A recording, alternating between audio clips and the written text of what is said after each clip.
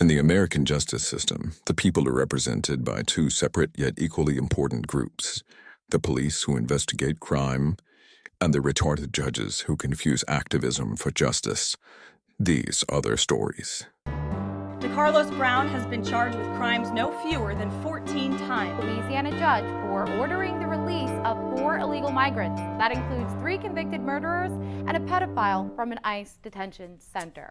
Lebanese-Canadian psychologist Gad Saad published a book in May of 2026 titled Suicidal Empathy, Dying to be Kind. One perfect example of this in action is a recent case where Open Borders activist Estebalas Cortazar allowed a North African migrant into her home. This migrant proceeded to bless her home with cultural enrichment by destroying her things, making as much noise as possible at all hours of the night, and my personal favorite, sitting in her living room with his laptop open watching Only Goats. She even tried bringing in another immigrant to reason with the squatter, and after a brief heated exchange in Arabic, he tried to bite his face off. Eventually, it became so unbearable that she fled her own home and started therapy. Honestly, if she really wanted the premium refugee experience, she should have fled to America, where she could be culturally enriched on a train. Which were largely peaceful demonstrations in the face of from penis to vagina. This is privilege! Okay, all right. Tell me this. Suicidal empathy is a phenomenon in which excessive misdirected compassion leads to self-destructive behavior in a society or individual. It is essentially weaponized virtue signaling, and it can take many forms, such as hiding behind a grieving family to avoid discussing the increasingly obvious problem of two-tiered justice in your government. Their son in the most appalling circumstance. They make a simple plea of us as human beings to please not exploit that. That is their plea to us. Yes, don't talk about the fact that your police showed up and arrested a stabbing victim because he might have said something racist to the person who fucking stabbed him. Just let the man bleed out on the ground in handcuffs while you talk to the killer about his boo-boos. Are you injured? Yeah, I've got swollen eye, little bruise. Meanwhile, at the Hall of Justice. His pupils aren't even reacting. It's dead, Jeff. It's dead. He's dead, Cap. He's dead. He's dead, Jeff. Dead. The man is dead. He's dead. Let's move on, shall we?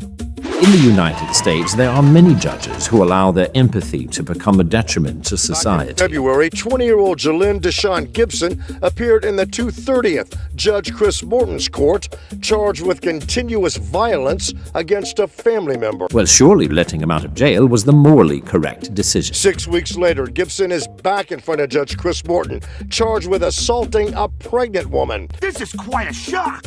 On the other hand, it's not surprising in the least. The DA's office asked Morton to revoke Gibson's PR bond. Morton had other plans. Well, maybe if we let him go this time. Now Gibson is charged with murder. What? Yes, what a shocking turn of events. Almost as shocking as a Ukrainian refugee fleeing their war-torn country only to be stabbed by a lunatic that judges kept letting out of jail.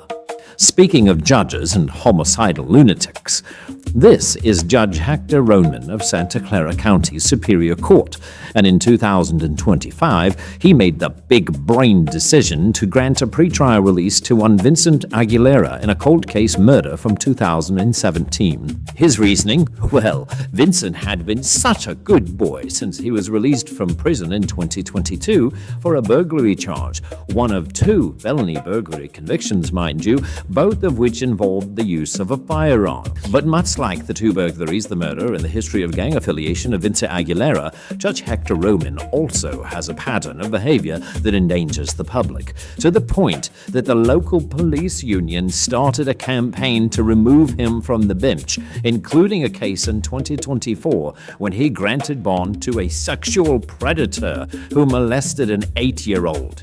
On a completely unrelated note, did you know that the Vermeer BC1000XL has a clamping crush force of up to 400 pounds and features a 12 by 17 inch infeed, handling materials up to 12 inches in diameter? Well, now you know. Oh, and that same judge also let the other murder suspect back out on the streets because why the hell not? Another example of the judgmentally ill Libretardis is one Rosie Speedland Gonzalez, who played the victim when she was forced to take down all of the pride paraphernalia she had dressed up the courtroom with. I was also ordered to remove all rainbows from the courtroom.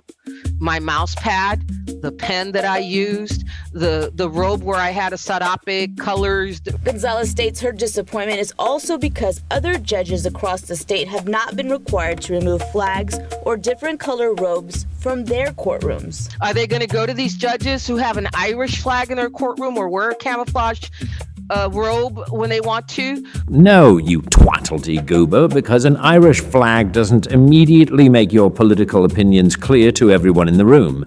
But when you show up to court dressed like a Reddit avatar and you decorate a place of justice like a night at the Stonewall Inn, no one in their right mind will believe you are capable of being impartial. But of course none of that matters now because she has since been indicted and permanently disbarred for holding a lawyer captive in a jury box. The judge was indicted for felony unlawful restraint and official oppression. You see, much like Jordan Neely, who was arrested over 42 times before a Good Samaritan corrected his behavior once and for all, the Libretardis display a profound lack of sound judgment, whether it's Judge Marva Brown releasing 62% of violent offenders back out into the streets, or Judge Zia Faruqi apologizing to a shooter because he wasn't treated very nicely in jail. Thank you for watching the Liberal Geographic. Please subscribe for more. Are you feeling jihad and bothered? Like you're just ready to explode? Allah may dictate that women cover themselves, but there's no halals against the goats. Only goats. For a monthly subscription, you can see things that Cenk Yeager could only dream of. I believe that if I were the the benevolent dictator of the world, I would legalize bestiality where you are giving, where you are pleasuring the animal.